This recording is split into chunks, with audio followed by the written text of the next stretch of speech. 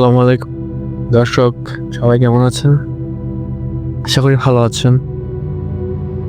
আজকে প্রথমে আমি একটা ব্লগ ভিডিও নিয়ে আসলাম। আজকে আপনাদেরকে দেখাবো যে আমরা শীতকালীন যে সোয়েটারগুলো পরিধান করি এগুলা কিভাবে তৈরি করা হয় বা কিভাবে এগুলা প্যাকিং হয়, তারপর বাজারজাত করা হয়। তো আপনাদেরকে এর আগে একটা বিষয় বলে রাখি যে সোয়েটারের তিন চারটা চ্যাপ্টার থাকে। যেমন সামনে যে যেটা থাকে সেটা হলো ব্যাক পার্ট, ফ্রন্ট পার্ট, পিছনে যেটা থাকে সেটা ব্যাক পার্ট, পিছনে যেটা থাকে স্লিপ। তো আপনারা দেখতে পাচ্ছেন আমি যেখানে মেশিনগুলো সেট করা আছে, যেখানে পার্টগুলো নামতেছে, আমি সেদিকে যাচ্ছি। তো দেখতে থাকেন। তো দর্শক দেখতে পাচ্ছেন এগুলো সবগুলো হচ্ছে মেশিন। এর সাহায্যে পার্টগুলো পার্ট বাই পার্ট নামে।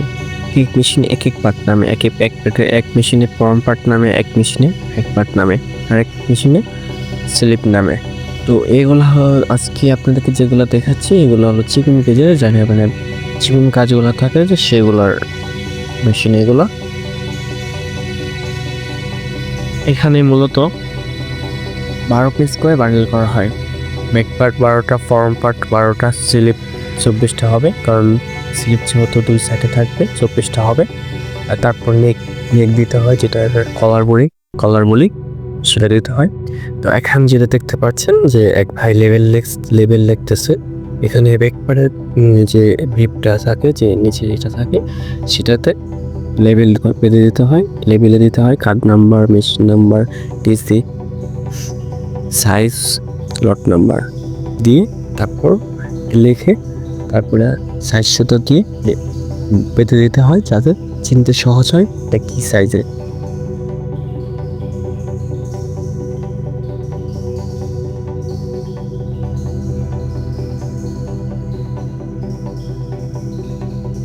দর্শক এখন যেটা দেখতে পাচ্ছেন এটা হলো ব্যাক পার্ট, ফ্রন্ট পার্ট যে নামে এক এক মেশিনে ওইটা আপ ডাউন থাকে। যদি মেজারমেন্ট ঠিক না হয় তাহলে এটাকে লিঙ্কিং করার পর, মানে এটাকে জয়েন করার পর মানে ভালো দেখাবে না, সেই কারণে এটাকে আপ ডাউন টানা হয়, মেজারমেন্ট দেখা হয়।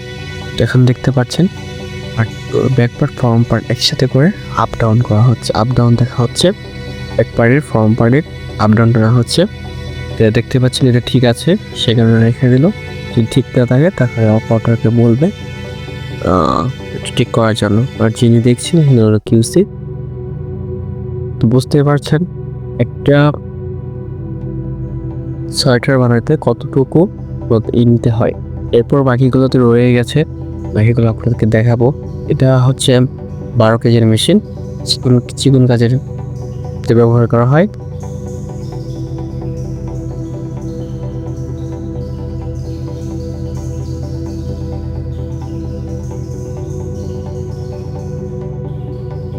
একটা সোয়েটার তৈরি করতে অনেক কি করতে হয়, এখন সামনে আগাই আমরা। যেগুলা মোটা কাজের সেগুলা সামনে দেখতে পাচ্ছেন অফ হয়ে পড়ে আছে।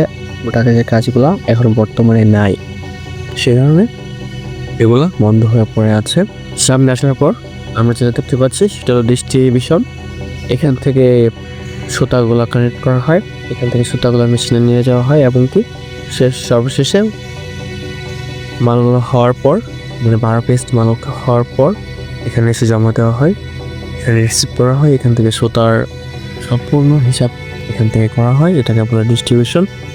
তো এরপরে চলে যাচ্ছে যেখানে মালগুলো চেক করা হয়। চেক করার পর লিঙ্কিংয়ে যাওয়ার জন্য যখন তৈরি হয় সেই স্থানে যাচ্ছি। দর্শক এটা হলো ইন্সপেকশন। এখানে মালগুলো চেক করা হয়, তারপর এখানে চেক করে দেখা হয় মালে কোনো এই পার্টগুলোতে কোনো সমস্যা আছে কিনা। দেখা গেছে কাটা থাকতে পারে, ছিঁড়া থাকতে পারে, নিডেল উপরে যেতে পারে, মানে প্রত্যেকটা প্লাই কাটা থাকতে পারে, এমনকি দেখা যাচ্ছে একটা সুতা না ঢুকতে পারে, এবং বিভিন্ন সমস্যা এখানে দেওয়া হয়। দেওয়ার পর এখান থেকে যদি একটা পার্ট ড্যামেজ হয় সেটা আবার চেঞ্জ করে বান্ডেলটা পুনরায় 12 পিস ভাবে ওকে করে এখান থেকে লিঙ্কিংয়ের জন্য প্রস্তুত করা হয়। দেখতে পাচ্ছেন আমরা এক ভাই মালটা চেক করতেছে। এটা হচ্ছে সেটাই যেটা আপনাকে দেখাচ্ছি। তো গাইস আজকে এই পর্যন্তই। আগামীতে আরও নতুন কোনো কিছু নিয়ে আপনাদের সামনে হাজির হব। সবাই ভালো থাকবেন, সুস্থ থাকবেন এবং অবশ্যই আমার ফেসবুক পেজটা ফলো করে লাইক কমেন্ট শেয়ার করে দেবেন। আর যদি ইউটিউবে থাকেন তাহলে চ্যানেলটি সাবস্ক্রাইব করে বেল আইকনটি ক্লিক করে রাখেন সবার আগে আপডেট কিছু পাওয়ার জন্য। অবশ্যই লাইক কমেন্ট শেয়ার করবেন।